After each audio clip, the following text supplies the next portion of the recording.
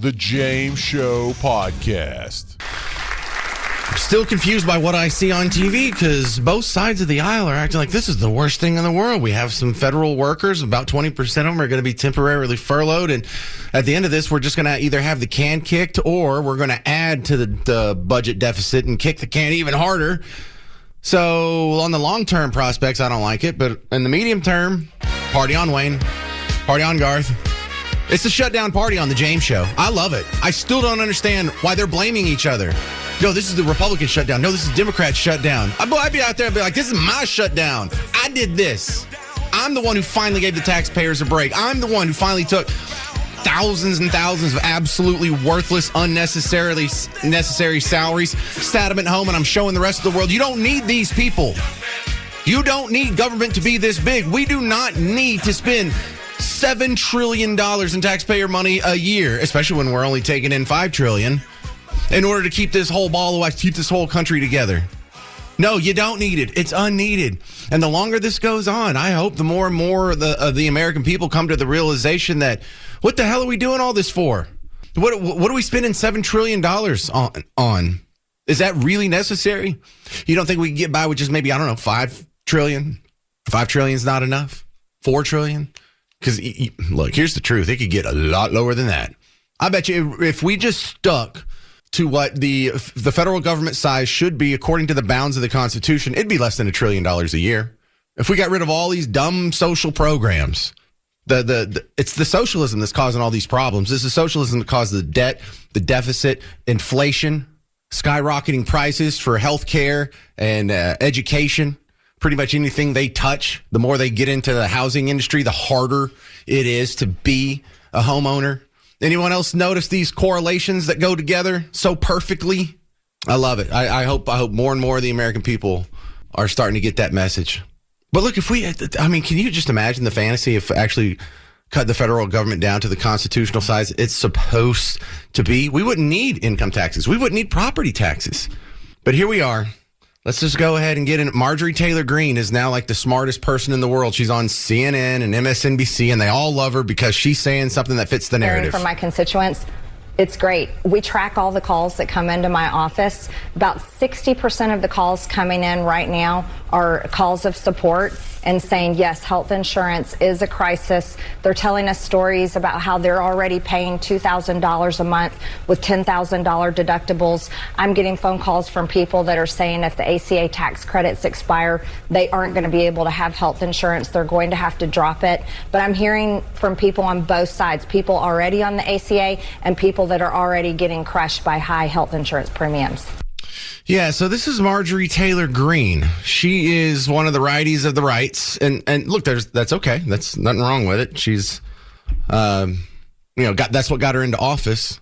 But you should be really suspicious here when you have Jasmine Crockett of all people saying, "Well, hey, if Marjorie Taylor Greene said it, then who am I to argue?" That some people in this building know that I have a best friend by the name of Marjorie Taylor Greene. She even recently stated, I'm going to go against everyone on this issue because when the tax credits expire this year, my own adult children's insurance premiums for 2026 are going to double. Now, the fact that Marjorie and I agree on anything tells you how bad this is. So I think exactly the opposite. I think the fact that Marjorie Taylor Greene and Jasmine Crockett agree on something, you should run from it with your hair on fire. Look, if you're not familiar with the past between these two ladies, we can jump right back into the, Garrett brought the DeLorean with the flux capacitor today. Let's go back to 2024. This is at a congressional hearing, May 17th, 2024. This is an opera in two pieces. Marjorie Taylor Greene, Jasmine Crockett, and I think you hear AOC a little bit in there too. Do you know what we're here for? You know we're here about AG. I don't think you know what you're here for. Well, you the one talking about. I think your fake eyelashes are messing up. No, ain't nothing. Hold on. Listen. Order, Mr. Chairman. That's beneath even order of your committee. Order. I do have a point of order, and I would like to move to take down Ms. Greene's words. That is absolutely unacceptable. How dare you attack the physical appearance of another person? Are your feelings hurt? Her words down. Aww. Oh, girl, baby girl. Oh, really? Don't even play, Baby girl, I don't think we are going to so. move, and we're going to take your words down. I second that motion. Ms. Green agrees to strike her words. I believe she Chair needs to recognizes apologize. No. Mr. She Perry. needs to apologize. Okay, hold on. Then after Mr. Perry's going to be recognized, then Ms. Green I'm not has 4 minutes and apologizing. 21 Well, seconds. then Okay, you're reserve not the right to striking your object. words. I am You're not retracting. apologizing. Now let's go. Come on, guys. Why don't you debate me? Mr. Chairman, the minority. pretty self-evident. You're not. Yeah, you're not. out of order. You don't have enough You're out of order. intelligence. Chair recognizes Mr. Perry. Okay, move to strike I'd like to strike those words as well. I would like the lady's words. You know, this is the only time I find congressional hearings entertaining. It's the same reason I watch NASCAR. I don't care about the, I get it. The physics, the engineering, the mechanics, the driving, the skill. That's all beautiful and worthy of praise or whatever. But nothing like a good wreck. Nothing like a good 18-car pileup. And so that leads to, listen, this is the moment. If you want to know when the Jasmine Crockett moment started, it was this hearing. This is what thrust her into the national spotlight. She got to do a round of interviews on all the platforms that wanted to amplify her message and, use it to further the narrative. So this is when she got the first big attention from CNN and MSNBC and ABC and CBS and the Today Show and Good Morning America and The View and all this. And to her credit, she went out and she nailed all those interviews. But this is why she's such a big player. It started here. I'm just curious, just to better understand your ruling. If someone on this committee then starts talking about somebody's bleach blonde, bad built butch body, that would not be engaging in personalities, correct? A what now? Chairman, I make a motion to strike those words. I don't think that's Hold on. I'm parliament. trying to find clarification on what qualifies. Chairman, motion to I strike had no those idea words. what you just said. We're not gonna do this. Look, you guys earlier literally just said You just voted to do Y'all did it first, so you don't want to talk about it. voted to do it. Order. I'm trying to get Okay. clarification. Look at calm down. No, because this I is would what like to y'all get do. through proceeding. So I'm trying Hey, to get Miss clarification. Crockett, you're not Y'all wanna recognized. play Miss games. Crockett. I can't hear you with your And yelling. You don't want Calm me to down. Be, Can no, you please calm down? Don't tell me to calm down. Calm down. Because y'all Please talk calm noise, down. and then you You're can't out of take control. Because if I Look, come, Chairman, if I can come we and send talk out- take a about break her, for 5 y'all minutes? gonna have a problem. Chairman, Mr. Order. Chairman. All right, Sorry. Chair. I know why Okay. you're Order. tracking. Chair, Oh my God, I love that so much. I'm going to cook it down in a spoon with a cigarette lighter and just inject it in my veins. That's so funny. But that's where it all started. That's where it all kicked off. And in the history of relations and conversations with female human beings, it has never worked if anyone has told an irate woman to calm down. Like, if you have an irate woman, you tell her to calm down, you might as well just throw unleaded onto a bonfire because it's never worked. I've tried it. I've failed every single time. You have too? You've tried it. You failed, haven't you? For the one issue that they've seemed to hinge this whole shutdown on, and that would be to the tweaking of the Obamacare situation to where they're going to let some of the subsidies expire at the end of the year. Let's go ahead and have that debate because that seems to be the only intelligent conversation that's happening underneath it. I find this wholly unsatisfying, unsatiating, disappointing, whatever synonym you want to use there, because this is a budget that doesn't do anything to get closer to being a balanced budget. This doesn't do anything about the deficit, and therefore doesn't do anything about the inflation that you and I are going to be kicked in the face with over the next few years. And so I'm a guy who would like government to be smaller. At a bare minimum, I would like for it to stop growing. I would also like the balance to be the budget to be balanced. I said that backwards. How funny. I'm getting none of my wish list here in the fiscal irresponsibility that is rampant through both parties. But all those caveats aside, can we at least get this one little issue that they're actually willing to talk about correct? And no, it's not happening. Let's go to Jasmine Crockett here. And look, I usually make fun of Jasmine Crockett, or she says something silly and we blow it out of the water. But we're just going to have an actual adult, sterile conversation about it because she's not doing any theatrics this week. She in the clips I'm going to be playing, she's not affecting an extreme accent. She's not making any sort of racial hyperbole. She's actually trying to make some salient points. So I will respectfully reply. Jasmine Crockett, queen of the liberal tea. Bleach blonde, bad built butch body. Governor Hot Wheels. And he is a hot ass mess, honey. Queen of the liberal tea. All right. so let's start with this. Her shutdown criticism. We'll go through this piece by piece. And I like this Jasmine Crockett. This is the grown-up Jasmine Crockett that's not trying to go viral. She's not trying to get a bunch of attention. She actually sounds like someone that I would enjoy hanging out with in the same room for 5 seconds. And so we'll respectfully address some of her criticism of the shutdown as it stands now. What I have to say to those hardworking federal employees and those that happen to be out sick right now is that I anticipate that a lot of people are going to catch a lot of colds in the coming days, because it seems like the only thing that these people will understand is if we have a real shutdown, a shutdown in which the people that actually make this country go start acting like the Republicans, and they just decide that they're also not going to show up, because at the end of the day, we have a president who recently said that he doesn't know whether or not he even wants to pay people when we do reopen.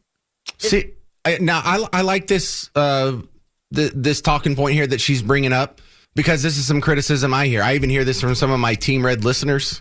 You know, hey, isn't that unfair that some federal workers aren't going to get paid? Hey, can't they just pass like a standalone bill so military members can get paid in the meantime? And the reply to that is, if you're one of the people who is being furloughed right now as a non-essential worker, the answer is absolutely no.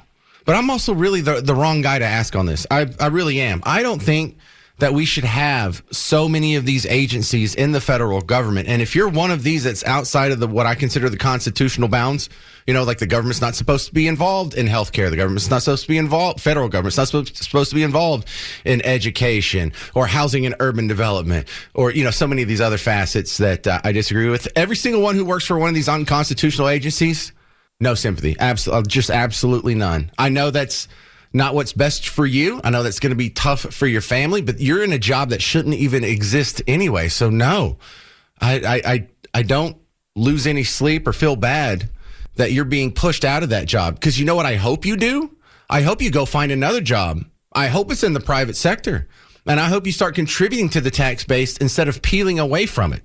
That would be better for all of us. I hope your salary goes away permanently.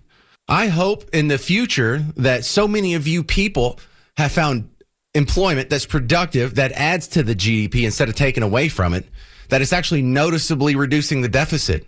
I think that's the greatest thing in the world.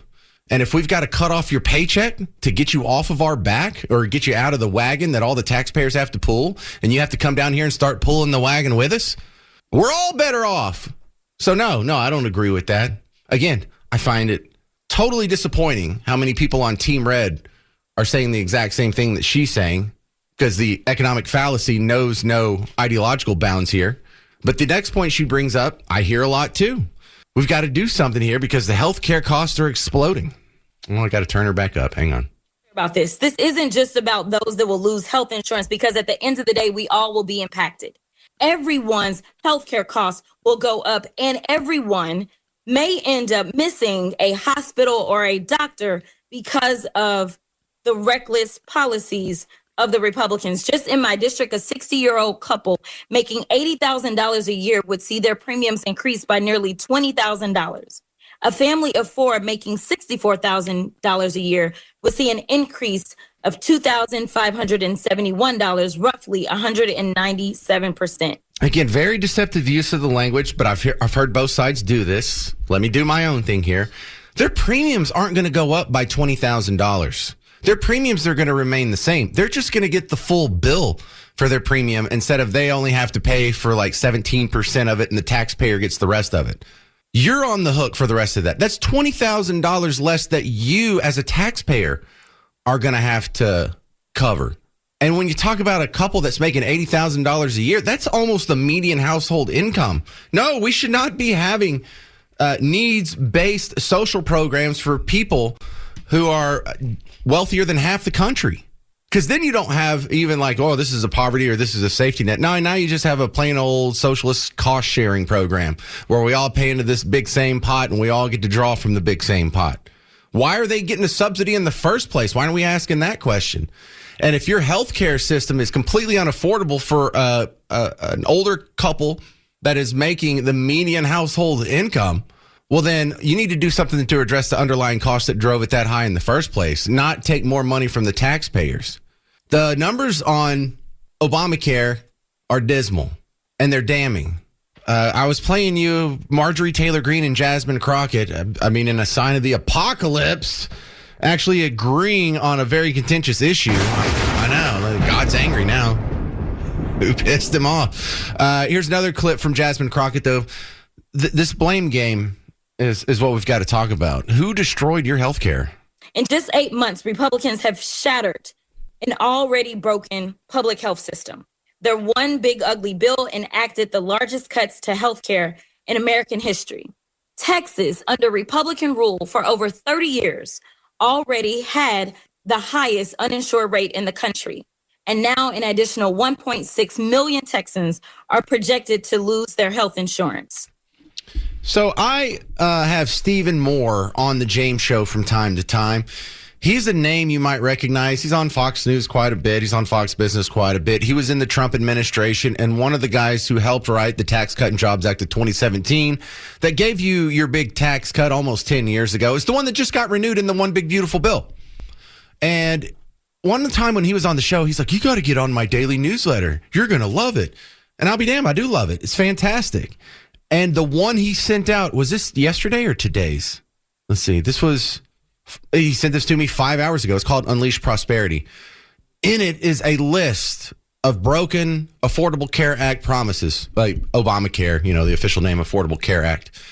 They said you were promised when they were voting on this and pushing it through Congress that the Affordable Care Act would cut the deficit, including its student loan provisions. That's something a lot of people have let slip out of the back of their old memory banks. It was in the Obamacare bill that the student loan industry got nationalized, socialized. And so not only has the Affordable Care Act not lived up to its deficit reduction promises, in fact, it's been a major contributor to expanding the deficit, they've actually lost a lot of money after they took over the student loans.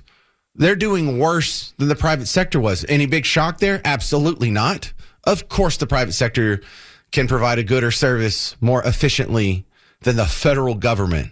No shock at all there. But that's not what was promised. That's not what you were promised. The Affordable Care Act promised to save an average of $2,500 per family of four. Their cost did not go down. In fact, the individual market premiums nearly doubled from 2013 to 2017. The primary Affordable Care Act provision for bending the curb, called the Cadillac tax, actually never even went into effect. You were promised the Affordable Care Act would save lives. In fact, under the Affordable Care Act recently, the life expectancy fell 3 consecutive years for the first time in over a century. Wow. You think that would be bigger news, wouldn't it? You were promised the Affordable Care Act would be a program only for U.S. citizens. And as of last year, many unauthorized immigrants are enrolled in subsidized Affordable Care Act plans. You were told the Affordable Care Act would take the stress out of shopping for health insurance. The Affordable Care Act, the Obamacare portal, was one of the most notoriously unreliable websites ever launched. And I remember specifically on the first day, it only signed up 6 people. That's not me exaggerating for a joke. 6 people. You were told penalties on employers that failed to provide coverage would provide massive revenues. We can look back now, and from the point of view of 2025, less than 5% of what was projected is actually collected from the employer penalties.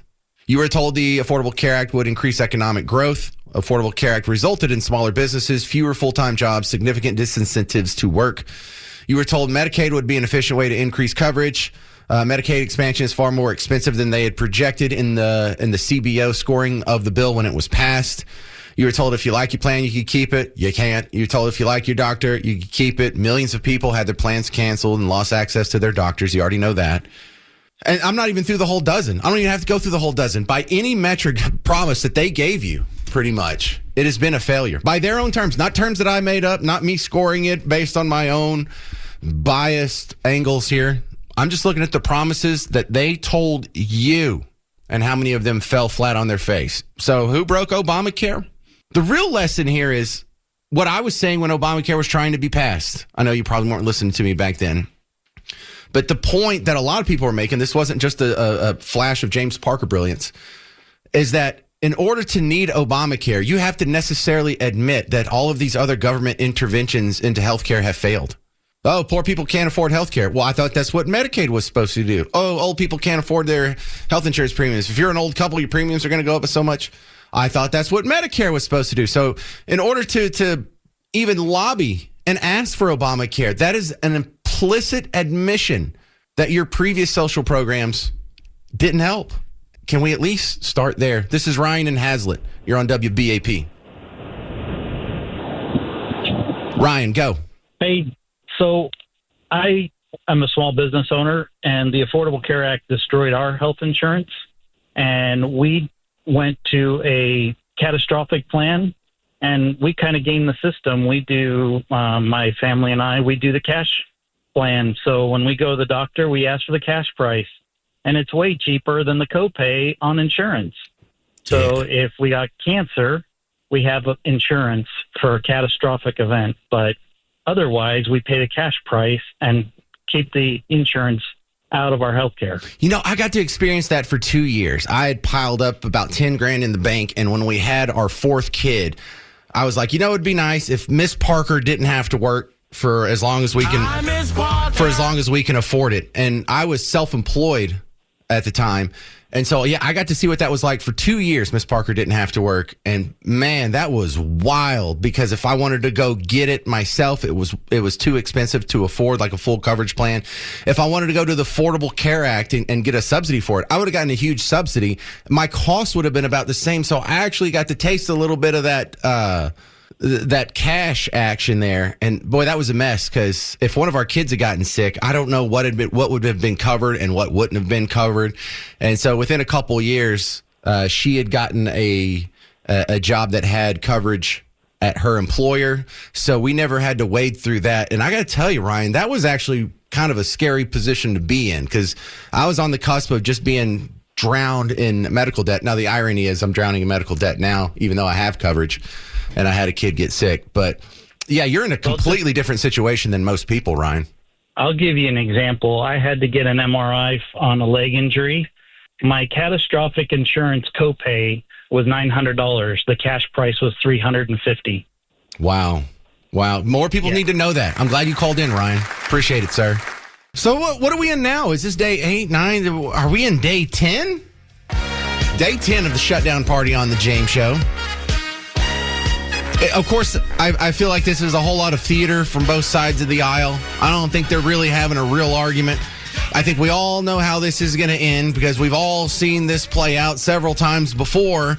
And the predictions that we made for the government shutdown scare that happened back in December and January, the one that happened back September a year ago, it's all the same situation. It's all the same setup. It's even some of the same actors reading the same script. But on the other side of this, whenever the government comes out of a shutdown, there's only two options. The Republicans are going to kick the can down the road, continuing the existing Biden spending levels with the, tiny little paper cuts that happened from the one big beautiful bill over the summer.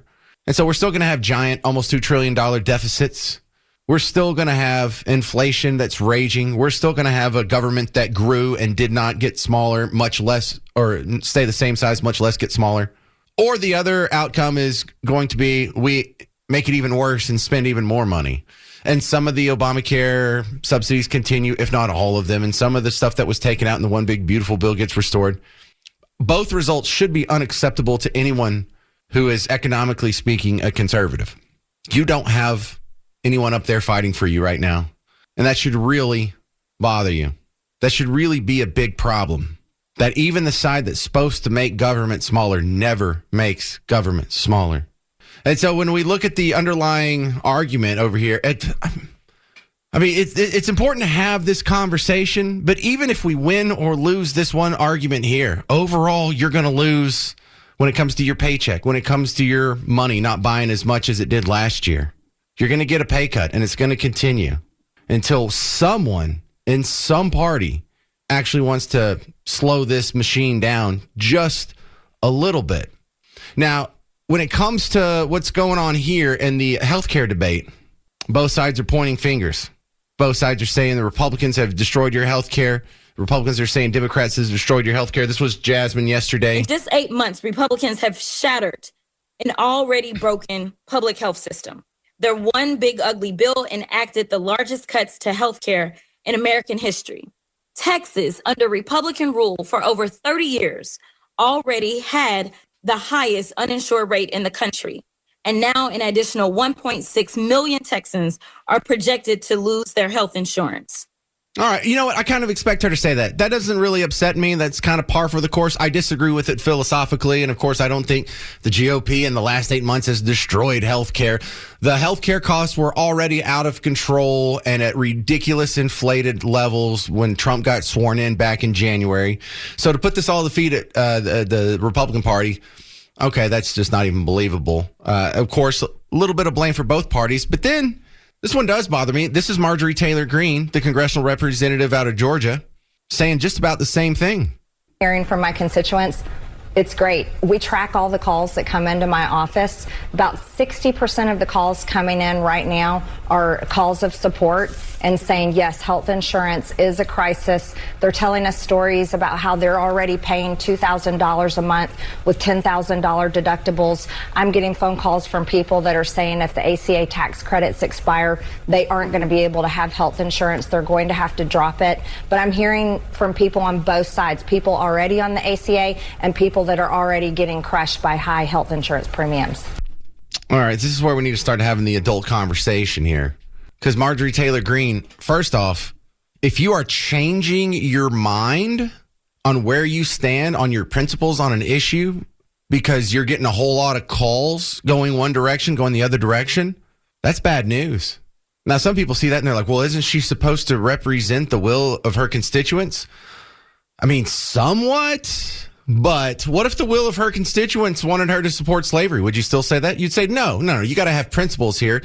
And there's some things where it doesn't matter how many people call. You don't give up your rights. You don't give up your gun rights. You don't give up, women's rights or minorities' rights or, all these other rights that people actually feel like they're important. No, your rights aren't up for debate. That's what a constitutional republic is. When they talk about it's a threat to democracy, she's describing a pure democracy where whatever 50% plus one of the people want, that's what you get. That's what determines your rights. That's what determines your spending. You don't even really have principles. So no, you're not supposed to shake it. That's kind of scary because these people are organized. These people have like phone banks and they have folks who are activists who just sit around making these phone calls. And if you can flip a Marjorie Taylor Greene with a handful of phone calls, well, then you can pretty much control her on anything if you have an organized group of activists who are willing to make phone calls.